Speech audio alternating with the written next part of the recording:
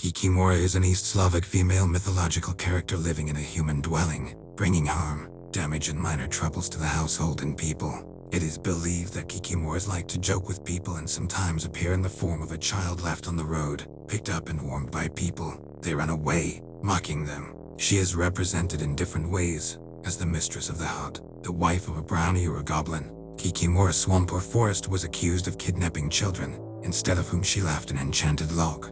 Her presence in the house was determined by wet footprints. Kikimora can be seen before special events of significance to family members, often on the doorstep. Kikimora's favorite pastime is weaving in yarn. If she cries or loudly knocks with bobbins for lace weaving, this portends trouble. If she spins, then someone's death should be expected. If you ask a Kikimora, then she can answer with a knock. Kikimora is represented as a small, wrinkled, twisted, ugly old woman dressed in tatters. But in fact, it is much more terrible than you can imagine. She looks like an animal, with chicken paws instead of legs and horns on her head, at the sight of which the blood runs cold. Kikimoras have the ability to be invisible, run fast and see a long distance. They do not wear clothes or shoes. Kikimoras usually live behind the stove, under the floor, in the chicken coop, in the barn, in the attic. They can also live in abandoned buildings, in the yard, in the bathhouse, on the threshing floors, even in the tavern.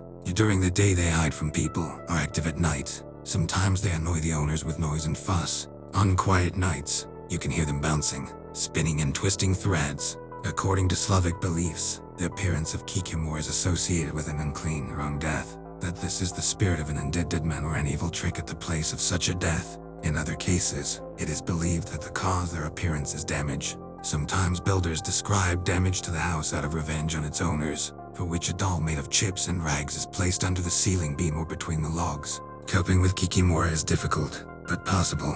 A caught Kikimora could be turned into a human by cutting the hair on its crown in the form of a cross. However, in this case, stuttering, stooping or a weak mind will forever remain. If it was not possible to turn a Kikimora into a person, then it can be driven away. It is believed that she does not like juniper, the branches of which can be decomposed in the house. Also, you need to wash the walls, ceiling and floor with fern infusion, and then put camel hair with incense in the house.